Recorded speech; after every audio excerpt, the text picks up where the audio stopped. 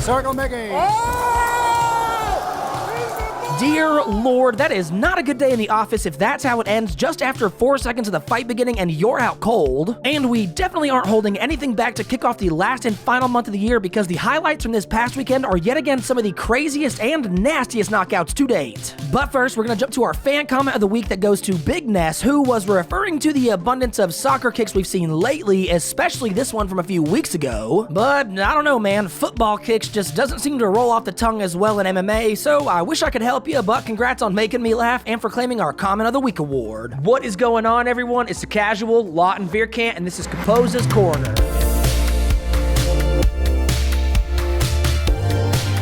Kicking us off this week, we're heading to Gentleman Flower Fighting Championship 9 in South Korea, where we have the main event lightweight matchup that sees Song Hyuk Choi sitting at an even 3-3 record, and his opponent, Dong Hyun So, has just a 3-2-1. We're in the first round like normal, and just over a minute in, we take this one down to the canvas, where we sit for over 2 minutes and not much happens, but that's about to change once we try to stand back up. 흔들어주면서 쉽게 들어오지 못하게 하고 있습니다. 하드로. Well, when in doubt, just throw one huge ground and pound that turns the lights out on your opponent and then just walk off casually like you're in an action movie and just blew a building up. I was actually anticipating So to get knocked out when I was first watching this because I would have bet money an up kick was about to catch him, but nope, he gets around the legs and gets this one hit off, and that is all this one takes. So congrats on the win and for improving your record to 4-2-1. Up next, we're gonna head to One Pride MMA 65 in Indonesia, where it is time for, you know it, let's take a look at Caposa's KO of the week. Here we have the main event strawweight title fight that sees challenger Gideon Manurung, who has a nice 6-1 record, and he's taking on the current champion Billy Pasulatan, who also has a nice 9-2 record and was featured on the show all the way back in February last year with this insane jumping switch kick. Okay, so we've seen Billy can pull off some crazy knockouts, but again, Manurung has a nice record and only 2 of his wins have gone to a decision, so it's gonna be interesting to see who can pull it off in this one. And as we are nearing in on the 2-minute mark of the first round, who do you think is going to be the one to pull it off?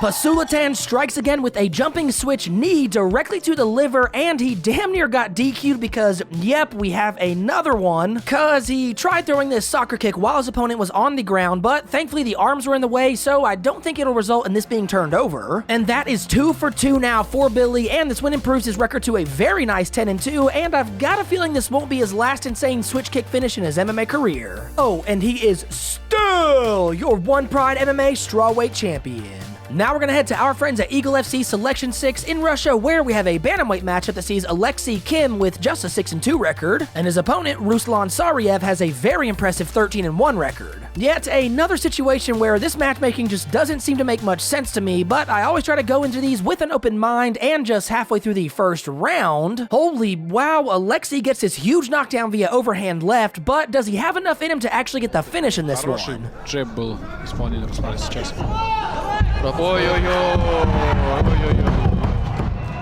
I will take that as a yes, but wait, what the heck just happened? Did he? Oh, never mind. That was a huge liver kick followed by a quick little left hook, and now that makes a lot more sense as to why he's on the ground and holding his liver. Well, talk about an upset. Alexei was definitely the underdog in this one, but that didn't stop him from landing that huge left we saw earlier, and then just a minute later, he pieces together this liver kick to left hook combo, and that is all it takes for him to secure the first round finish, add a nice name to his resume, and improve his record to 7-2. Off to visit Russian Cage Fighting Championship 13, also in Russia, where we might as well. Let's take a look at Caposa's prospect of the week. Here we have a middleweight bout that sees Sharaputin Magomedov, and he's taking on Mikhail Rogozin, and you know I've been holding the records lately till after the finish not to ruin anything, but I gotta ruin one thing for this week because this fight does end up going to a decision after 3 rounds, but it is absolutely a one-sided fight. That I'm sure you can probably tell by now who's winning, but when we finally come to the end,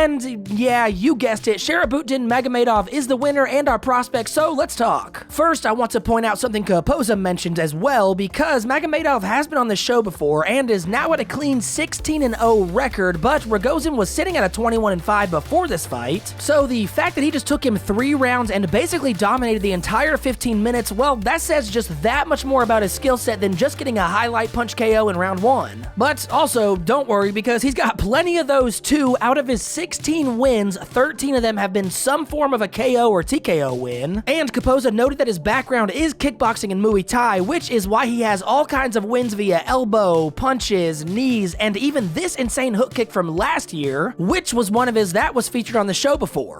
Caposa also said that he's mentioned a potential move to the USA, and you know what that means. He's obviously got his eyes set on being on a larger stage. So I personally am all for it. So one last time, a huge congrats to Sharaputdin Magomedov on this win, which keeps his record clean, and for claiming our Prospect of the Week award, and I am personally excited to see what is next for you. Next up, we're going to check out Full Contact Contender 31 in England, where we have 2 fights to show you. These 2 are more so honorable mentions because I just have a few seconds of each that were posted to Instagram, but tell me if you see, or I guess I should say hear, anything recognizable. I'm not going to lie. It shouldn't bend that way. It's not supposed to bend like that. Jack hammering away. Stop the fly. There we go. Oh yeah, baby, look at that. Our very own Jason and Bailey actually did commentary for this whole event. Now, back to that insane leg lock ground and pound finish. So this was a lightweight bout, and that's Deck Dean, the one on top, who has somehow twisted that leg completely around and is just raining ground and pound down. And this win puts him at just a 2-0 professional record, and his poor opponent, who is getting twisted around like a pretzel, well, that's Anthony O'Connor, who has just a 4-6 record. I wish I had more footage, but yeah, the fact that this leg gets bent around like this was just bizarre enough that we had to include it this week. And for our second fight at FCC 31, you know the drill with limited footage highlights, so just take a look at this finish and then we'll talk some more. Arms is absolutely Stick starting down. to land. Right hand, left hook. Left hook to the What a body. combo! Oh, What a finish. What a finish. Talk about a crisp and clean combo, dear lord. For this featherweight matchup, well, that's Leon Arms, who is just absolutely putting on a striking clinic for the entirety of this clip. And when he lands this final combo, he just puts some work on the body that just folds his opponent, Georgi Stefanov. Another brutal and painful looking finish, so congrats to Arms on this win, which improves his record to 2-1, and hey, good job to the MMA On Point boys for holding down the commentary on these. Moving on, we're gonna head to Clan Wars Fight Night in Northern Ireland, where we have another honorable mention, and I mean, yeah, just take a quick look. Circle Mickey. Well, that sure was quick, 4 seconds to be exact, and our winner, Mickey Mills, well, I couldn't find anything on either fighter because they don't have typology pages that I could find, but he counters these jabs with a nasty right hook that just immediately puts this to a stop, and the poor gentleman that ate that huge right hook, well, that's Kian Atchison, and today was not a very good day in the office for him. This is another one I wish I had more angles for, especially with how brutal this one is, but it had to make the list, so congrats to Mills on the win, and maybe your next fight might last a bit longer than 4 seconds. Up next, we're going to check out Cage Legacy 18 in Ireland, where it is time for none other than Caposa's hand-picked submission of the week. Here we have, unfortunately, yeah, I know, minimal footage, and the clip begins in this sequence with some grappling between the two, but just 30 seconds later, yeah, this was definitely a first for me. Over. Trying to sit out. It's a Tarikoplata. We only have one of these today so far. A Tarikoplata finish. Yeah, have you ever seen or heard that name before? A Tarikoplata. It was coined in 2014 by Norwegian fighter Tarik Hopstock. And yeah, it's like a hybrid of a Kimura and omoplata, but you utilize your legs more to really get that leverage in there and force your opponent to tap. And that is Jake Nye, our gentleman, pulling off this crazy win, and this puts him at an amateur record of 4-1. And his opponent, well, that's Byron Murphy, who now has a 2-3-1 record. This submission is freaking insane to me, and I don't even understand how some of these fighters can keep these positions in their head and then pull them off mid-fight. So props to Nye on this win, improving his record, and for claiming our Submission of the Week award. For our last event this week, we're heading to Battlefield Fight League 75 in Canada, where we have 2 fights to show you. For the first, we have the co-main event middleweight title fight for the interim belt that sees Christoph Van Dyke sitting at a 9-5 record, and his opponent, Matt Dwyer, has an 11-7 and actually had a short run in the UFC from 2014 to 2016 where he went 1-3. So this one actually makes it to the second round, and both guys are just already looking exhausted from this fight. But with just barely over 30 seconds left, someone is about to land a very lucky shot. Slugfest here now. Oh, eats the knee to the head.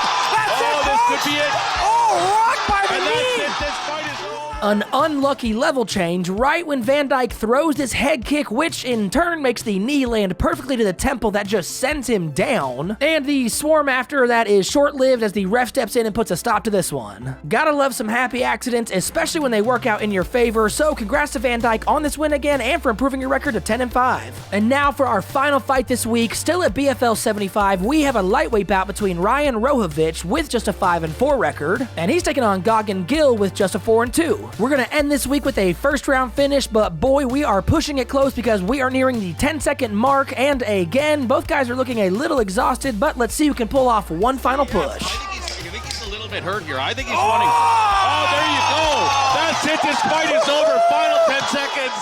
6 seconds to spare, and Gill lands this massive left hook that just sends his opponent down and very visibly dazed and confused. He about got caught by that combo coming in when he decided to throw this, but he thankfully dodged it, snuck this left hook, and that is all this one took. So congrats to Gill on this win, which improves his record to 5-2, and thanks for closing us out this week. It's a new month, which means we're starting fresh with a new board of KO, subs, and prospects for the month of December, so make sure you stay tuned over the next few weeks to see who's going to make the cut and have their name added to the board. And as far as November is concerned, well, let's dive into it, because for our KO of the month, we had this huge slam KO from David Mambo at EFC 99. And yeah, this one was a pretty obvious winner. And for our submission of the month, well, that award goes to Mahmoud Ahmed, who landed this beautiful calf slicer and a rear naked choke, which, yeah, I mean, that's another one that just had to be at the top. And for our prospect of the month, well, that goes to Paul Hughes, who avenged his one and only loss back at Cage Warriors 145, where he did win by decision, but this entire fight was just domination, and this kid has definitely got a bright future ahead of him. We always want to say a huge thank you to Caposa for helping us every single week with these videos, so if you don't already, go ahead and give him a follow on his Twitter at Grabaka_Hitman, and you can also show him some support by checking out his Patreon at patreon.com/Caposa, and if you're ever bored on a weekend and want to watch these insane fights live, well, head on over to GrabakaHitman.com, where he posts weekly live schedules and the easiest ways to watch all of these crazy events live.